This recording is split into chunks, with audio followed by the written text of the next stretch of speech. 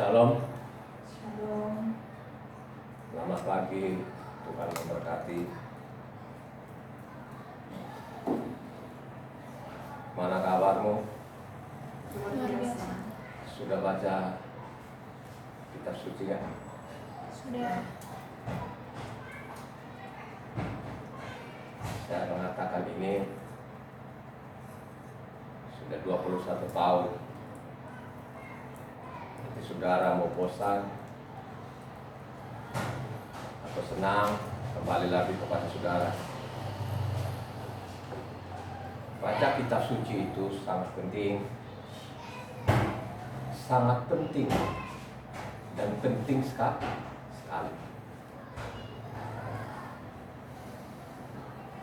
Sebelum kita baca kitab suci hari ini, satu orang baca dulu di Roma 10 ayat 17. Kalau saudara datang ibadah itu supaya saudara ini jangan tidur, dengar, simak, dan dicatat. Itu perlu sekali saudara ya. Baca Roma 10 ayatnya 17. Jadi iman timbul dari pendengaran dan pendengaran oleh firman Hamasiah. Itu perlu sekali saudara mencatat.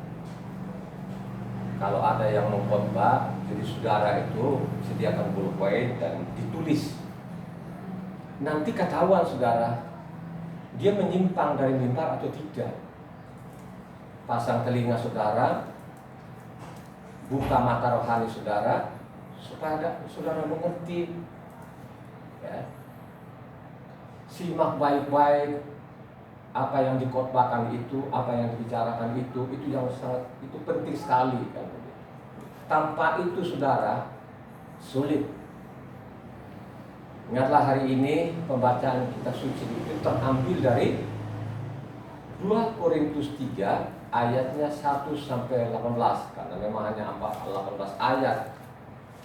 2 Korintus 3 ayat 1 sampai 18. Silakan dibaca. Kali lagi, jemaat maupun pendengar, hari ini terambil dari 2 Korintus 3 ayatnya 1 sampai 18. Silakan dibaca. Adakah kami mulai lagi memujikan diri kami? Atau perlukah kami seperti orang-orang lain menunjukkan surat pujian kepada kamu atau dari kamu? Kamu adalah surat pujian kami yang tertulis dalam hati kami dan yang dikenal dan yang dapat dibaca oleh semua orang.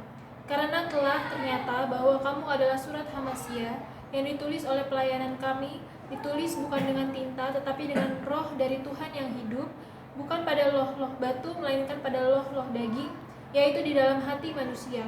Demikianlah besarnya keyakinan kami kepada Tuhan oleh Hamasiah. Dengan diri kami sendiri kami tidak sanggup untuk memperhitungkan sesuatu seolah-olah pekerjaan kami sendiri.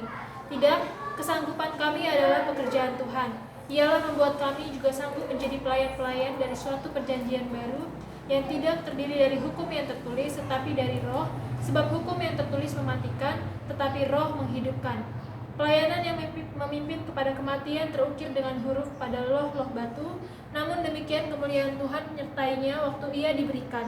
Sebab sekalipun pudar juga cahaya muka Mose begitu cemerlang sehingga mata orang-orang Israel tidak tahan menatapnya. Jika pelayanan itu datang dengan kemuliaan yang demikian, betapa lebih besarnya lagi kemuliaan yang menyertai pelayanan roh. Sebab jika pelayanan yang memimpin kepada penghukuman itu mulia, betapa lebih mulianya lagi pelayanan yang memimpin kepada pembenaran. Sebenarnya, apa yang dahulu dianggap mulia, jika dibandingkan dengan kemuliaan yang mengatasi segala sesuatu ini, sama sekali tidak mempunyai arti. Sebab jika yang pudar itu disertai dengan kemuliaan, betapa lebihnya lagi yang tidak pudar itu disertai kemuliaan. Karena kami mempunyai pengharapan yang demikian, maka kami bertindak dengan penuh keberanian, tidak seperti Mose yang mengelubungi mukanya, supaya mata orang-orang Israel jangan melihat hilangnya cahaya yang sementara itu. Tetapi pikiran mereka telah menjadi tumpul, sebab sampai pada hari ini selubung itu masih tetap menyelubungi mereka, jika mereka membaca perjanjian lama itu tanpa disingkapkan, karena hanya Hamasiah saja yang dapat menyingkapkannya. Bahkan sampai pada hari ini, setiap kali mereka membaca kitab Mose, ada selubung yang menutup hati mereka. Tetapi apabila hati seorang berbalik kepada Tuhan, maka selubung itu diambil daripadanya. Sebab Yahweh adalah roh, Dan di mana ada roh Yahweh, di situ ada kemerdekaan. Dan kita semua mencerminkan kemuliaan Yahweh dengan muka yang tidak berselubung. Dan karena kemuliaan itu datangnya dari Yahweh yang adalah roh, maka kita diubah menjadi serupa dengan gambarnya dalam kemuliaan yang semakin besar. Luar biasa, saudara. Apa yang kita baca hari ini sudah dinubuatkan. Ya. Dinubuatkan. Kalau kita baca dari atas itu, karena yang memberikan judul itu, saudara, ya, bukan penulis-penulis awal, bukan rasul-rasul itu yang mengasih judul. Ini 2 Korintus 3 itu judulnya itu pembaharuan, ya. Jadi seolah-olah perjanjian baru. Ini judul ini diberikan oleh Lembaga Kitab Indonesia, ya. Kalau dari Kejadian sampai Wahyu tidak ada judulnya, ya, polos saja. Jadi yang kita pegang ini adalah kitab cetakan Lembaga Kitab Indonesia, ini dikasih judul kan begitu, ya. Ya, kalau kita telusuri, kalau kita pelajari kitab suci ini, ya, itu bukan perjanjian baru, ya. Yang kita baca ini, Korintus ini adalah Injil. Injil itu kabar baik, kabar gembira. Jadi yang mereka sebarkan kemana-mana, yang mereka ajarkan dan kemana-mana itu adalah namanya Injil, kabar baik. Mereka yakinkan kesana kemari itu, sampai ke Asia, sampai ke Roma, ya, sampai ke Spanyol, sampai ke Arab sana itu mereka yakinkan, sampai Yunani pun juga mereka sampai ke sana, mereka yakinkan itu bahwa Mesias itu sudah datang. Itu yang mereka yakinkan, tidak ada yang lain, tidak ada perjanjian baru, ya, belum, saudara, ya kan? Oleh karena itu kita ini punya kesempatan. Jadi kita ini dikasih kuota, kan begitu, ya. Nah, kuota ini betul-betul kita harus perhatikan. Supaya kita memiliki kuota itu, perlu sekali saudara itu membaca kitab suci. Kalau engkau tidak membaca kitab suci, pasti dibohongi, ya. Ini kan nubuatan seperti contoh yang kita baca tadi, kan, ya. Bagaimana namanya Mose itu menyelubungi mukanya. Kalau menyelubungi mukanya kan nubuatan, ya. Coba kalau saudara Keluaran 34 ayat 33, ya. Itu dinubuatkan, ya. Bagaimana Mose pada waktu kedua kalinya dia naik gunung Mosia itu, gunung Tuhan itu, ya. Karena pertama itu lobah itu dihancurkan, dia naik lagi ke 40 hari lagi ke sana itu. Pada waktu dia turun itu dia selubung, karena mereka memandang muka Mose itu begitu bersinar-sinarnya, ya. Jadi tadi yang dibacakan oleh saudari Ina tadi, 2 Korintus 3 ayat 13 tadi, bagaimana dia menyelubungi mukanya Mose itu, ya. Ini nubuatan dan memang terjadi. Baca Keluaran 34 ayat 33. Setelah Mose selesai berbicara dengan mereka, diselubunginya mukanya. Ada selubung katanya. Setiap mereka membaca perjanjian lama itu katanya ada selubung, kan gitu, kan, ya. Ada selubung, ya. Ini bicara kepada namanya bangsa Israel, saudara, ya. Jadi ini nubuatan, gitu, kan. Benar-benar nubuatan terjadi setiap mereka membaca perjanjian baru itu, atau membaca namanya Taurat maupun kitab para nabi. Jadi kita membaca Taurat dengan kitab para nabi itu nama perjanjian lama, gitu, kan. Perjanjian baru entar dulu, kan begitu. Yang dianggap sekarang orang-orang Kristen ini, apalagi dikasih judul di sana bahwa itu adalah perjanjian baru, itu tidak benar, saudara. Marilah kita telusuri nanti, ya. Kita telusuri isi kitab suci itu, gitu loh. Bagaimana nanti, kapan nanti akan dibikin perjanjian baru kepada bangsa Israel, kan begitu, ya. Ya. Jadi dikasih judul seolah-olah ini kan orang Kristen ini, wah, sudah ada perjanjian baru, ini udahlah kita bebas dan merdeka. Ini yang ngawur, saudara, ya kan? Ini yang tidak membaca ini, ya kan? Sekalipun mereka gondrong namanya titel-titel ini tidak dibaca tuntas. Kalau dibaca tuntas itu belum, saudara, ya. Belum ada waktunya nanti ada kan perjanjian baru dengan mereka ini, ya, ya. Maka nanti Israel akan diselamatkan semua saudara. Tidak ada lagi yang mengajar mereka, ya. Dengan sendirinya nanti mereka hapus dosanya, disingkapkan selubung tadi itu, ya. Makanya kalau engkau baca selanjutnya di bawah tadi, ya, ada bunyinya begini kan, ya. Tuhan itu adalah roh. Di mana ada roh Tuhan, di situ kemerdekaan, ya. Tuhan itu adalah roh. Di mana ada roh Tuhan, di situ ada kemerdekaan, saudara, ya. Jadi ingat baik-baik, dicatat baik-baik ini, saudara, ya. Jadi orang Israel sampai sekarang itu selubung masih ada, ya. Kapan selubung diambil ini? Nah, inilah yang harus dipahami oleh namanya orang-orang asing ini, ya. Sehingga kesempatan ini jangan disia-siakan, ya. Kalau engkau sia-siakan ini, ya, rugi berat, saudara.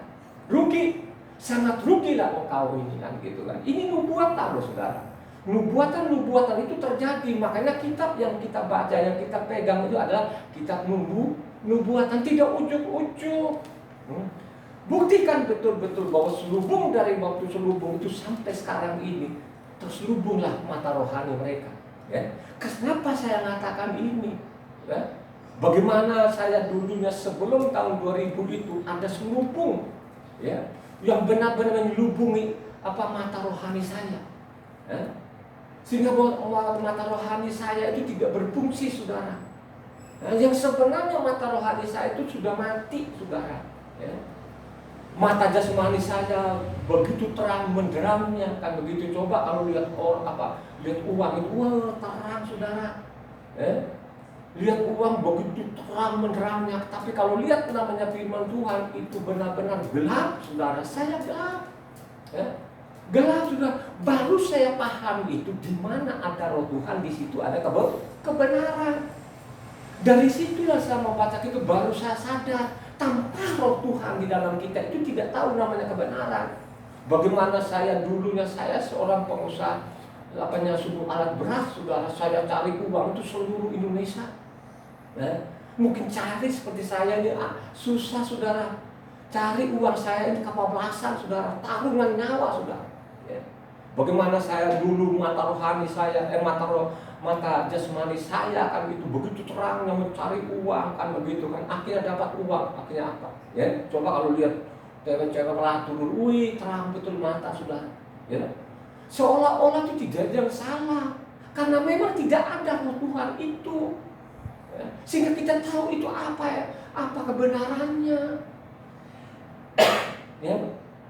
Karena mata rohani gelap, ya, karena memang tidak ada roh Tuhan kan, begitu kan. Beda pada waktu ada roh Tuhan, baru saya sadar luar biasa, ya. Yang dulunya begitu terang menderang itu seolah-olah tanpa dosa. Dari situlah saya sadar, saudara. Saya sadar itu bagaimana sih roh Tuhan bekerja dalam kehidupan manusia itu kan, begitu kan, ya. Bagaimana tahun 2000, dari situlah saya betul-betul mengenal kebenaran itu. Bukan mengenal kebenaran langsung hanya datang ngantuk-ngantuk, saudara. Tidak begitu. Bagaimana Tuhan tadi menggerakkan saya ini supaya baca kitab suci ini, ya, sehingga saya tahu sekarang itu mana yang gelap dan mana yang terang, gitu. Coba kalau dulu kan melihat Ibu Ana, kan lihat, waduh, sepertinya Ibu Ana itu ada gelap kan, begitu, ya. Coba pada waktu namanya mata rohaniku ini dibuka, waduh, dari situlah betul-betul luar biasa Tuhan itu, ya. Begitu Ibu Ana ini terang menderang pada waktu mata rohani itu kan, gitu kan. Itu baru saya tahu, baru saya bisa membedakan kan, begitu. Di mana ada roh Tuhan, di situ ada kebenaran. Bagaimana bangsa ini, bangsa Israel ini ada selubung kan, begitu kan. Yesaya sendiri dinubuatkan juga, Yesaya juga dinubuatkan kepada bangsa ini. Coba satu orang, ini tergenapi loh, saudara, tergenapi semua. Yesaya 6 ayat 9 sampai 10. Satu orang baca. Keras. Jadi saudara catat gitu. Ini nubuatan Yesaya juga tergenapi, saudara. Ya. Jadi Yesaya 6 ayatnya 9 10. Kemudian firman-Nya, pergilah dan katakanlah kepada bangsa ini, dengarlah sungguh-sungguh tetapi mengerti jangan. Lihatlah sungguh-sungguh tetapi menanggap. Jangan. Buatlah hati bangsa ini keras dan buatlah telinganya berat mendengar dan buatlah matanya melekat tertutup supaya jangan mereka melihat dengan matanya dan mendengar dengan telinganya dan mengerti dengan hatinya lalu berbalik dan menjadi sembuh. Bayangkan saja ini nubuatan Yesaya, saudara. Dinubuatkan Yesaya bagaimana bangsa ini begitu kerasnya hatinya ini, begitu telinganya tidak mendengar, matanya tidak membuka. Ini nubuatan, saudara. Dinubuatkan bagaimana bangsa ini nanti, bangsa Israel ini, bangsa Israel, saudara, dia tidak nyinggung-nyinggung bangsa lain gitu. Apa yang terjadi pada waktu namanya Yosua datang di bumi? Benar kata Yesaya ini, bangsa ini, kan gitu. Satu orang baca Matityah Matityah 13. Jadi Matityah 13 ayatnya 13 sampai 15. Ini nubuatan tadi loh. Sama persis tadi yang kita baca di Korintus ini, ya. Ini sama dulu, dinubuat apa yang terjadi. Coba kita lihat di situ. Di Matityah 13 ayat 13 sampai 15. Itulah sebabnya aku berkata-kata dalam perumpamaan kepada mereka, karena sekalipun melihat mereka tidak melihat, dan sekalipun mendengar mereka tidak mendengar dan tidak mengerti.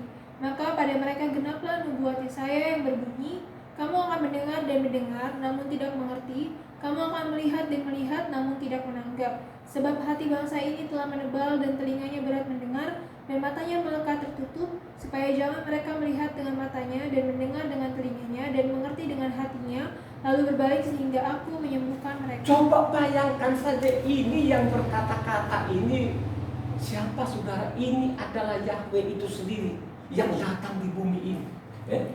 Akhirnya mereka tidak kenal, saudara, karena ada selubung, saudara. Ada yang menutupi di dalam ini sehingga mereka sulit sekali. Mereka tidak kenal.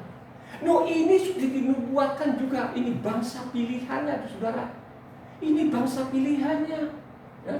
Tidak bisa kita samakan dengan Bani Israel, saudara. Tunggu dulu. Baca kitab suci dengan benar, dengan baik. Goim ini jangan sombong, saudara. Dinubuatkan betul-betul terjadi benar. Nubuatan Yesaya ini siapa yang ngomong? Ini adalah Tuhan Yahweh itu sendiri. Yosua adalah Yahweh itu sendiri yang datang di bumi menyamar jadi manusia. Mereka tidak kenal, saudara. Tidak kenal lagi. Kan begitu. Kalau engkau baca namanya Yohanes 1 sana, mereka juga tidak kenal. Kan begitu. Kenapa mereka tidak kenal? Karena ada selubung menutupi, saudara. Kan begitu. Bangsa ini betul-betul apa yang dikatakan, dinubuatkan oleh Yesaya benar. Gimana sih mereka kejar-kejar namanya? Apalagi sih, kurang apa lagi Yahweh ini, sehingga saya mengatakan dulu bahwa Yahweh lah yang jadi manusia ini. Persoalan-persoalan sekarang ini, bangsa-bangsa ini, waduh, mereka menggoreng-goreng isi kitab suci ini. Mereka kurang-kurangkan, mereka tambah sana, tambah sini, dan lain sebagainya. Banyak mereka palsukan, saudara, di dalam ini. Tapi mereka tidak pernah mengakui bangsa ini. Khususnya bangsa Indonesia, khususnya orang Kristen ini. Saya tidak tahu apa yang menghalangi mereka ini. Seperti contoh-contohkan nama Tuhan mereka ganti, nama-nama Nabi mereka ganti, nama-nama. Mereka tahu sebenarnya bahwa nama-nama itu salah, tapi mereka sampai saat ini. Tapi apakah bangsa ini juga bangsa Goim itu, yang bukan bangsa, sudah dinubuatkan juga, dan nubuatan itu benar-benar terjadi kan? Coba satu orang baca Mazmur 147 ayatnya 20. Baca. Ini terjadi, saudara ya. Terjadi loh, saudara ya. Ini nubuatan-nubuatan ini terjadi dan sampai saat ini pun terjadi. Baca Keluaran. Keluaran Mazmur 147 ayat 20. Ia tidak berbuat demikian kepada segala bangsa dan hukum-hukumnya tidak mereka kenal. Atau 19 sampai 20 supaya saudara simak di situ. Ini nubuatan loh, saudara. Ia memberitakan firman-Nya kepada Yakub, ketetapan-ketetapannya dan hukum-hukumnya kepada Israel. Ia tidak berbuat demikian kepada segala bangsa dan hukum-hukumnya tidak mereka kenal. Segala bangsa itu tidak mengenal hukum, saudara. Ini membuktikan sampai sekarang ini hukum mereka hancurkan, saudara. Mau terima tidak terima terserah. Pendengar itu mau tulis atau tidak tulis, yang penting saya sampaikan. Ya. Ini anaknya saja pun dia hukum. Bagaimana ini bangsa-bangsa ini yang melanggar hukumnya, yang menghancurkan hukumnya. Satu lagi, Yesaya. Ya. Yesaya 30 ayat 1. Kok Yesaya 30 ayat 28. Ini benar-benar digenapi, saudara. Yesaya 30 ayat 28. Hembusan nafasnya seperti sungai yang menghanyutkan, yang airnya sampai ke leher. Ia datang untuk mengayak bangsa-bangsa dengan ayak kebinasaan, dan untuk memasang suatu kekang yang menyesatkan di mulut suku-suku bangsa. Dikasih kekang di mulutnya itu sampai sekarang mereka sesat, saudara. Ya. Bagaimana saya bilang tidak sesat? Ini yang kita baca ini, saya sampai geleng-geleng kepala saya. 21 tahun ini baca kitab suci. Sekarang ini sudah 139 kali dari Kejadian sampai Wahyu selama 21 tahun. Saya mau masuk lagi ke 140 kali. Ya. Saya sekarang menuju ke 140 kali. Ya. Secara kontinu saya baca kitab suci ini 21 tahun. Ya. Bagaimana kejahatannya manusia ini, yang menolak perintah Tuhan, kan begitu kan? Ya. Sudah bangsa Israel ini sudah sekian lama ini, coba, ya. Pada waktu Yeshua ini ada di bumi ini, Yahweh penyelamat ini ada di bumi ini menjadi manusia. Wah, nubuatan Yesaya benar. Bangsa ini ya, sampai sekarang ini, ya, dia punya telinga tapi dia tidak bisa mendengar. Dia punya mata tapi tidak melihat. Ya. Kenapa seperti itu? Ada sesuatu, karena memang bangsa ini bangsa tegar tengkuk. Ya. Bangsa kepala batu, kan begitu kan? Ya. Terus bagaimana bangsa-bangsa goim ini? Ya. Makanya tadi kalau kita lihat judulnya di atas itu seolah-olah ini sudah diadakan perjanjian baru. Ya. Sudah diadakan perjanjian baru. Sebentar dulu, saudara, jangan langsung menelan. Jangan karena dia tulis oleh lembaga kita, ikut saja. Karena yang khotbah di mimbar ini adalah seorang doktor. Entar dulu, saudara. Baca firman Tuhan, baca dengan benar, dengan baik. Ya, simak baik-baik. Waktu engkau membaca kitab suci itu dilihat dengan benar, dengan baik.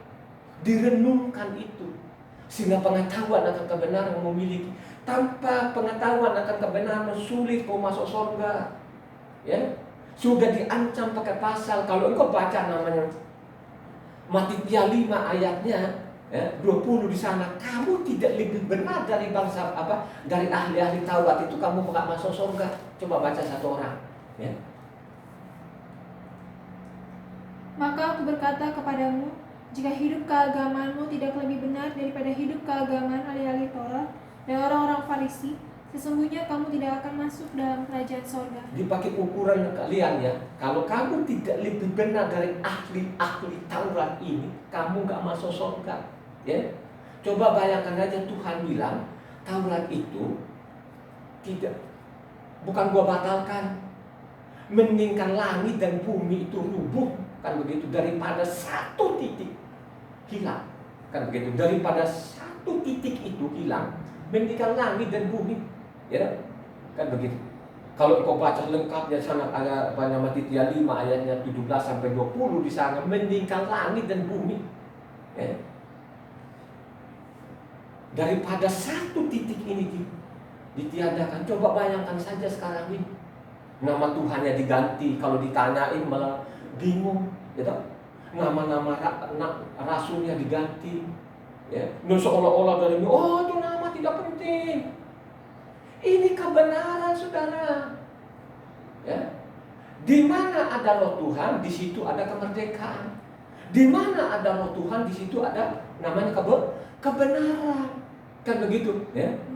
Kamu masuk ke dalam persekutuan, tidak ada dorongan kuda, tidak ada pengaruh dari roh Tuhan, maka sia-sialah, saudara. Makanya banyak orang datang di ibadah itu ngantuk. Kalau engkau ngantuk, koreksi dirimu. Itu. Koreksi dirinya, itu yang paling penting itu, saudara. Jangan kau bersaksi sana kemari seolah-olah Roh Kudus lah yang mengantukin situ, ya kan? Itulah yang tidak dipahami orang sampai sekarang ini, sehingga orang Kristen itu hanya datang bahwa kita suci, nggak tahu apa-apa. Akhirnya apa? Dari mimbar sini begini segala macam, akhirnya mereka ikut saja. Tapi kalau saya dari dulu saya teliti dia, gitu. Dulu sebelum saya berkhotbah itu kan, itu paling tidak kau khotbah itu saya catat. Nah waktu saya catat saya pulang lagi, saya lihat nanti ternyata ngawur, saudara. Ngawurnya banyak orang ngawur kan gitu kan. Ya, pernah saya nonton di YouTube, ini kan ada dokter-dokter yang di Indonesia ini ribut-ribut, gitu. Ribut masalah nama, ribut masalahnya perayaan gitu kan. Ada seorang dokter satu ini, dokter terkenal banget di Indonesia kan gitu. Ini masalahnya hari raya kan, misalnya Natal kan, itu Natal, gitu. Coba dia bilang di sini ada perayaan loh, ada ketentuan loh. Ini kalau kamu baca namanya Imamat 23 sana kan itu lengkap sekali. Ya. Jadi namanya Imamat 23 itu ya, lengkap tuh ya perayaan-perayaannya. Ya. Gitu loh ya. Jadi kalau khususnya namanya Imamat 23 itu semua perayaan-perayaan itu ketentuan yang tidak boleh dirubah. Ditanyain 25 Desember ini satu dokter ini. Dia bilang, ya, coba deh nantilah. Coba saya langsung begitu sigapnya dia jelaskan namanya 25 Desembernya. Ya. Coba mari kita baca namanya Luka 1 ini kan begitu kan. Kita lihat. Ya, kita lihat Luka 1, Luka 2. Ya, dihitung-hitung namanya Eliseba. Jadi namanya itu bukan Elizabeth ya saudara. Jadi namanya Eliseba. Ya. Eliseba itu suaminya siapa saudara? Jemaat. Ya. Suami daripada Eliseba siapa? Nggak tahu kan? Saudara nggak tahu berarti nggak baca kitab suci. Ya. Siapa? Zeka? Ya kan? Itu? Ya. Siapa? Itu namanya Eliseba. Tapi di sini ada Elizabeth. Ini nama-nama orang, ini kan orang dari lahir saudara. Ya. Makanya saya angkat terus, saya tanya sana kemari kan, kenapa tuh Yakub jadi James? Itu banyak orang diganti-ganti seolah-olah itu tidak ada yang salah. Ya, tunggu nanti penghukumannya saudara. Karena mereka anggap sekarang ini sudah ada perjanjian baru. Jadi perjanjian baru itu kita sudah ditanggung dosa kita, sudah disalibkan dia dengan setetes darahnya bebas. Gitu.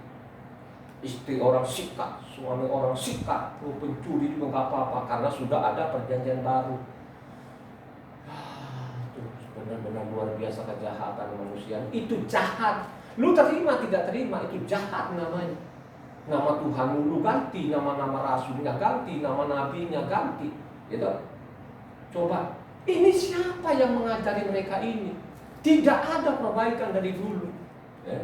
Karena mereka anggap dokter, ada lagi dokter satu lagi, Roh Kudus itu bergender perempuan. Ini dokter saudara.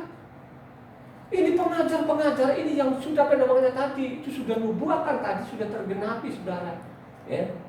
Bangsa-bangsa itu tidak pernah mereka mengenal hukum. Bagaimana mereka mengenal hukum Tuhan itu apa?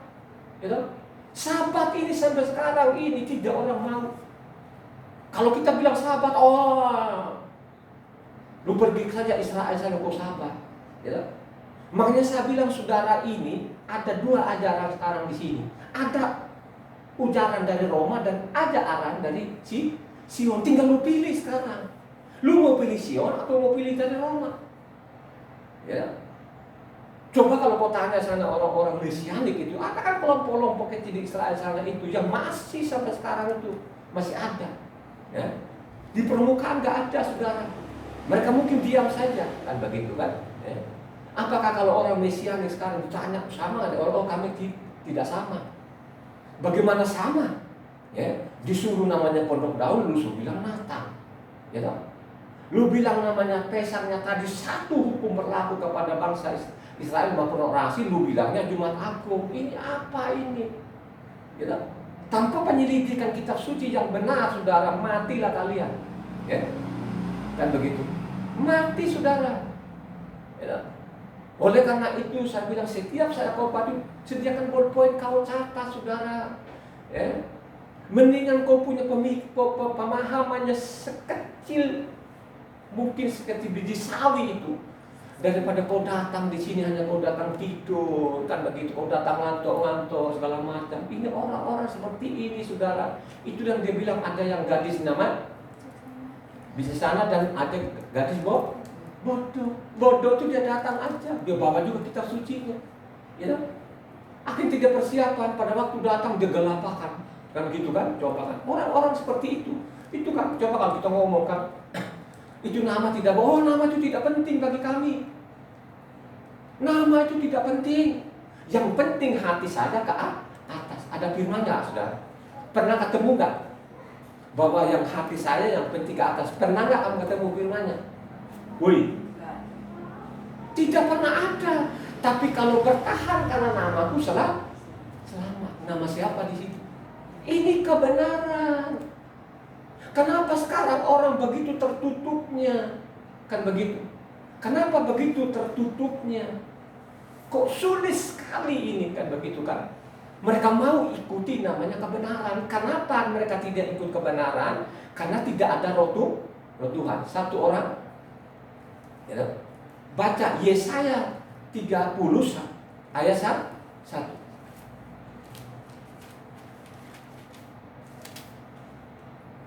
Celakalah anak-anak pemberontak, demikianlah firman Yahweh, yang melaksanakan suatu rancangan yang bukan daripadaku, yang memasuki suatu persekutuan yang bukan oleh dorongan rohku, sehingga dosa mereka bertambah-tambah. Tanpa roh Tuhan itu, dia bilang itu dosa dan dosa saudara. Tapi kalau engkau memiliki namanya roh Tuhan, pasti kau ikuti namanya kebenaran, ya. Kan begitu di dalamnya saudara. Tanpa tadi, kalau kau baca tadi Roma 3 tadi ayat 17. Inilah yang diputar-putar sekarang ini saudara, hati-hati ini.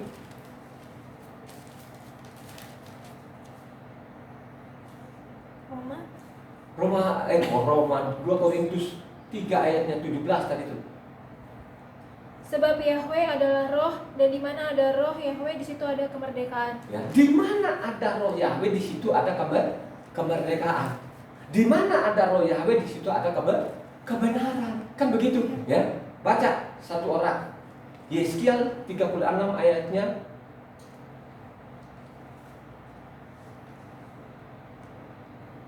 27. Rohku akan kuberikan diam di dalam batinmu, dan aku akan membuat kamu hidup menurut segala ketetapanku, dan tetap berpegang pada peraturan-peraturanku dan melakukannya. Pasti saudara, kalau orang itu memiliki roh Tuhan, makanya dia ikuti akan peraturan Tuhan, dia ikuti akan hukum-hukum Tuhan, ya. Disuruh begini, kau begini. Disuruh begini, kau begini. Ini yang kelihatan sekarang ini saudara. Coba kan disuruh Sabat itu, saya bilang saudara, hukumannya bukan hukuman ringan, hukuman paling berat itu. Lu gak melakukan Sabat, katanya lu gak masuk surga. Ya. Ada gak firman Tuhan? Ya. Kalau kau tidak melakukan Sabat, kau tidak menguruskan Sabat itu, kau gak masuk surga. Baca saja nanti Yesaya 56 1 sampai ke 7. Ini kelihatan saudara, yang sehari-hari, yang setiap minggu itu pasti orang pergi ibadah. Bikinlah ibadah baru. Inilah yang mereka kasih judul sana, seolah-olah ini sudah perjanjian baru. Jadi kalau perjanjian lama itu dikubur, ini omong kosong, ini penipu-penipu gini saudara, ya kan? Ya, ditipulah kan begitu. Bayangkan saja itu, ya, dari dulu juga nuding-nuding namanya Rasul Saul ini. Rasul Saul sendiri pun dia bilang itu kan Taurat sudah nggak berlaku lagi, Taurat sudah usang, ya. Itu tanpa pemahaman yang benar saudara, ya. Seolah-olah itu Taurat nggak berlaku lagi, ya. Tidak pernah ada yang mengajarkan. Yesua sendiri, Tuhan Yesua sendiri pun tidak pernah. Malah dia bilang mendingan langit dan bumi lenyap, ya. Ya, coba kalau baca tadi apanya, Matitia 5 ayatnya 18. Coba kepadamu, sesungguhnya selama belum lenyap langit dan bumi ini, satu iota atau satu titik pun tidak akan ditiadakan dari hukum Torah sebelum semuanya terjadi. Tidak akan ditiadakan. Baca Luka 16 ayat 17. Ini perkataan Tuhan sendiri loh, saudara. Ya kan? Lebih mudah langit dan bumi lenyap daripada satu titik dari hukum Torah batal. Siapa yang ngomong itu? Sekarang yang ngomong mati tiada dengan Luka itu siapa? Jemaat. Siapa? Ya? Tuhan Yesus kan? Tidak mungkin dia mengulur perkataannya, saudara. Meningkat langit dan bumi lenyap, kan gitu. Begitu juga pun rasul-rasul tidak pernah mengajarkan lain, tidak mereka ajarkan atau perjanjian baru, tidak pernah ada. Itu omong kosong semuanya, saudara. Yang mereka ajarkan sana kemari itu bahwa Mesias itu sudah datang. Ya. Bagaimana dulu namanya Rasul Saul itu mereka nuding-nuding, mereka nuding-nuding bahwa dia sudah tidak melakukan Taurat lagi, dia mau menghapus Taurat, dianggap Taurat itu namanya sudah usang.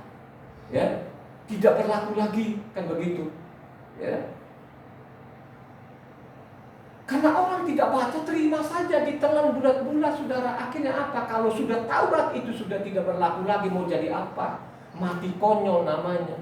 Baca Kisah Para 21 ayatnya 24. Ya. Ini kan yang menulis juga Korintus ini adalah Rasul Saul, saudara. Kata Rasul 21 ayat 24, bawalah mereka bersama-sama dengan engkau, lakukanlah pentahiran dirimu bersama-sama dengan mereka, dan tanggunglah biaya mereka sehingga mereka dapat mencukurkan rambutnya. Maka semua orang akan tahu bahwa segala kabar yang mereka dengar tentang engkau